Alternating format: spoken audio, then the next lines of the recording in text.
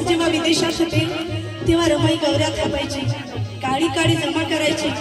जेव्हा जेव्हा बाबासाहेब त्या रामूला थोडी मनी ऑर्डर पाठवायचे आणि जेव्हा जेव्हा बाबासाहेबांना शिक्षणासाठी पैसा कमी पडायचा, बाबासाहेब एका पावरच्या तुकड्यावर आपले दिवस काढायचे. पण रामूला कधीही साहेबांनी लक्षात येऊ दिलं नाही.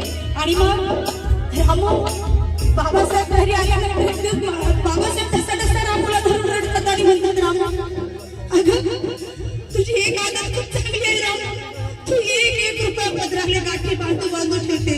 जेव्हा जेव्हा आपल्या संसारावर संकट येते ना रामू, तेव्हा तेव्हा तुझ्या पदराच्या गाठी निघतात आणि त्यातून पैसे निघतात. रामू हा जाणं का घरात आणि शोधणं, कुठेतरी पैसा ठेवला असणार का?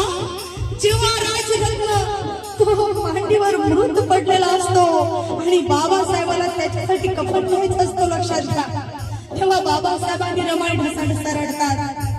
आणि तेव्हाचा क्षण जेव्हा माझी रामू तापाने सणसणत असते आणि जवळ जाऊन ढसाढसा रडतात की रामू अहोरात्र कष्ट सहन केली, चार पोरं मुली, मला थोडंही जाणवू दिलं नाही रामू, आणि आज तू मला सोडून चालली. अरे माझ्या लेकरांचं या दीन तुमच्या लोकांचं काय होणार? तेव्हा रामू हसत मुखानं म्हणते, साहेब तुम्ही तुमचा आणि आपल्या पोरांचा विचार करू नका. अहो मी गेली तर जाऊ द्या, तुम्ही हार मारायची नाही साहेब. ज्या जिद्दीनं तुम्ही अभ्यास करीत आहात त्या जिद्दीनं करत राहा. अहो आपले पोरके झाले तर तुम्ही शिकल्यानंतर तुमच्या माध्यमातून या समाजातले रमा आणि बाबासाहेब आपल्या पोरांचा सांभाळ करतील, आपल्या पोरांचा सांभाळ करतील. म्हणून